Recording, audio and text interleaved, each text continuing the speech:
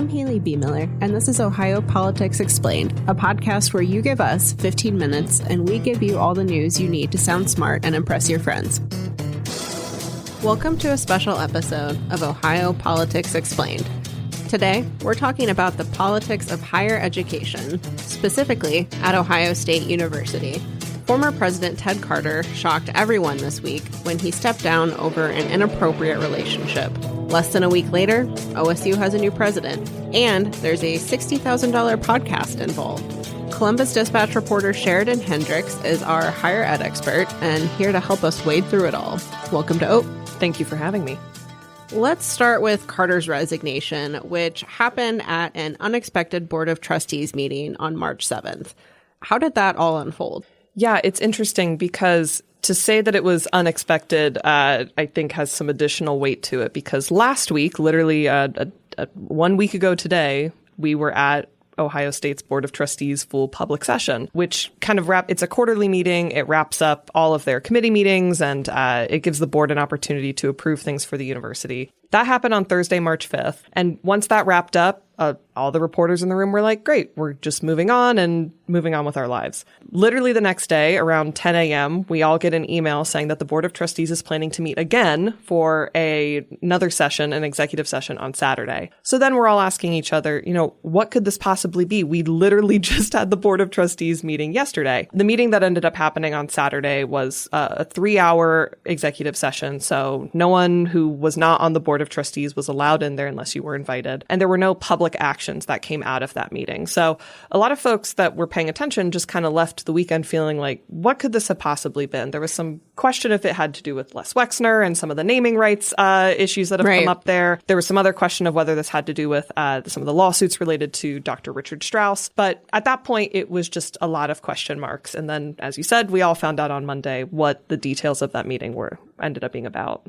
And so he offered to resign, but someone had tipped off the board about this relationship, right? That's how they found out? Yeah. So the current timeline, as we understand it, is that sometime after the Thursday, March 5th Board of Trustees meeting, an unnamed tipster came forward to someone on the Board of Trustees and raised concerns about this inappropriate relationship. The board started to look into it. They confronted Ted Carter about it. Ted Carter disclosed the relationship and then offered to resign. His resignation letter is dated for March 7th on Saturday when the Board of Trustees meeting was, and then the board officially accepted his resignation and signed that letter on Sunday, March 8th. What do we know about this relationship? I feel like when the university finally issued a statement on this past Monday, it raised a lot more questions than answers. Yeah, definitely. And I think in a lot of ways, that's still kind of where we're at.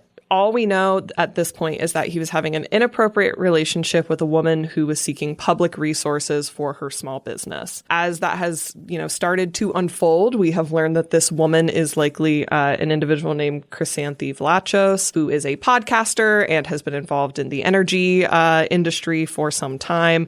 She was working on this podcast called the Call Out Podcast, which Ted Carter had been a guest on multiple times. He described himself as a frequent flyer on this podcast. It seems at this point that she was, in this relationship with Ted Carter to try to get some sort of resources either from the university or perhaps leveraging some of his personal and professional relationships to try to benefit the work that she was doing. But it's still unclear exactly what that looked like and what that relationship looked like beyond what the university has said.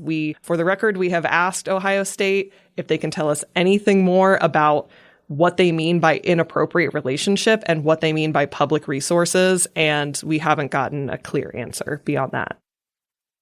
And this situation has also put Jobs Ohio on the defensive, and actually we learned a decent amount of information from Jobs Ohio, more so than we maybe did from the university. Mm-hmm. For those who don't know, Jobs Ohio is a private organization that helps the state with economic development.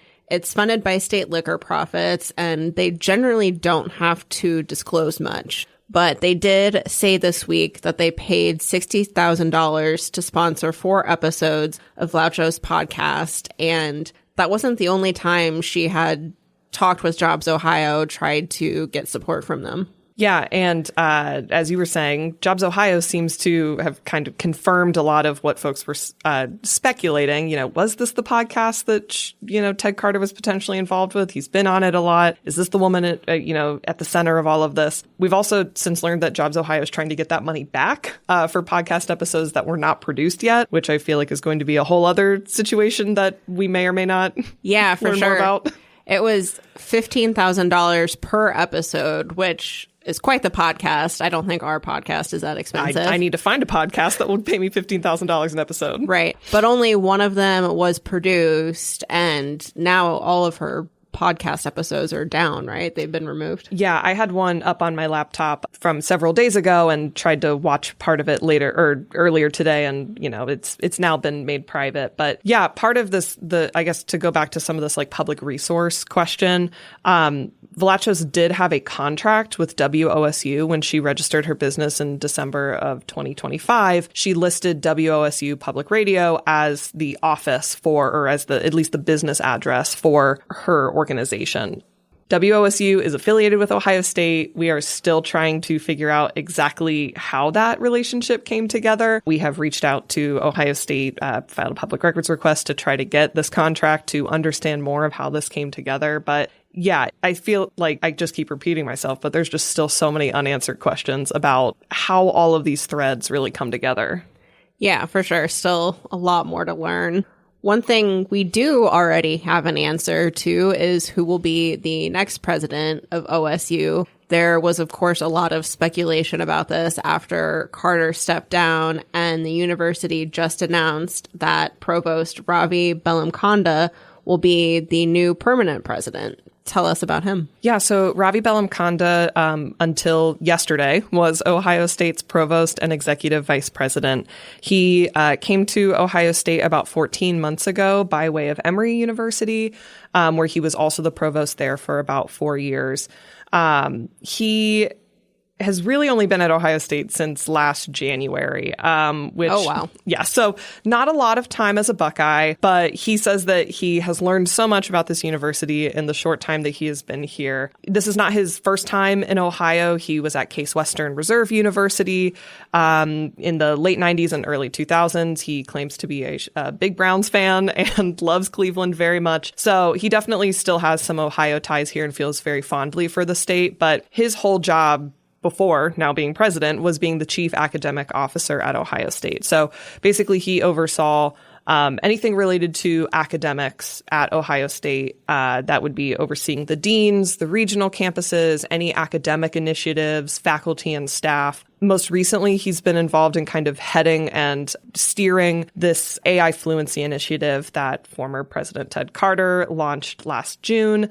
The whole premise of that is that students who will be entering Ohio State will be bilingual, in quotes, in both their major and in artificial intelligence. So folks have a lot of feelings about that, and that's a whole other story that I'm getting into later. But he has been kind of guiding that whole process because he led a similar initiative at Emory.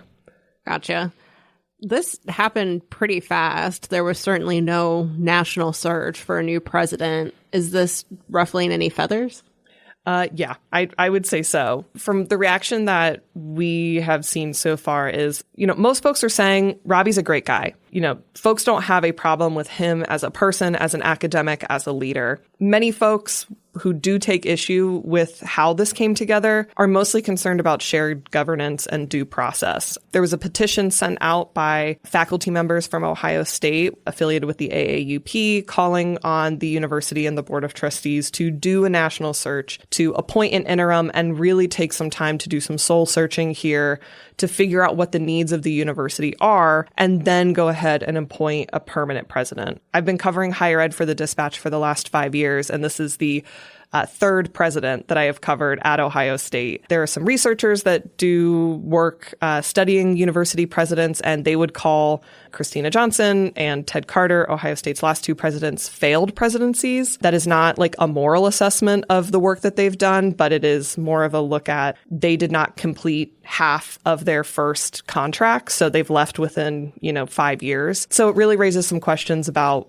what is going on here? What type of leadership are we getting at Ohio State? So that has really caused some issues with faculty members and staff who say, like, we are doing work day in and day out. We are relying on the leaders of this university and the trustees to be fiduciaries on our behalf. And we're just not feeling the confidence that we once felt when we were able to say, hey, our president has been here for 5-10 years and really doing the work. So it's definitely ruffled some feathers. Folks who say that Ravi is the person for this job definitely say that he will steady the ship. You know, he was brought in under Ted Carter. He helped create this academic plan, Education for Citizenship 2035, which is the university's 10-year strategic plan.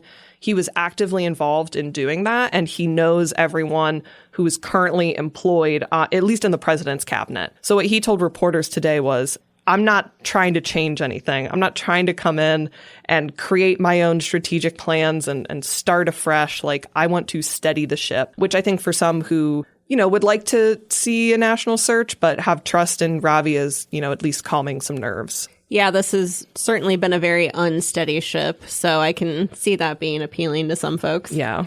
Where do we go from here? I mean, is the university, is the state investigating what happened with Carter? Yeah, so the university has said that it is doing an internal investigation of this relationship between Ted and what exactly happened that created some conflicts of interest here. They are doing an internal investigation. We haven't heard of any investigations from state level officials yet, but depending on what comes out of the university's internal investigation, it's always possible that we might see other entities decide to investigate at some point. I think on the university side, a lot of folks are going to be paying close attention to this transition for Ravi. You know, he was the provost yesterday, and now he's taking on the entire Ohio State University system, which is main campus, the medical center, all of the regional campuses. You know, it has the largest alumni network in the country. So there's a lot more moving pieces for him as he's transitioning into this role. So I think folks are going to be interested to see what happens on both fronts. Definitely. And clearly this saga is far from over. So be sure to keep an eye on the Columbus Dispatch for more reporting from Sheridan and our colleagues. Thanks for having me.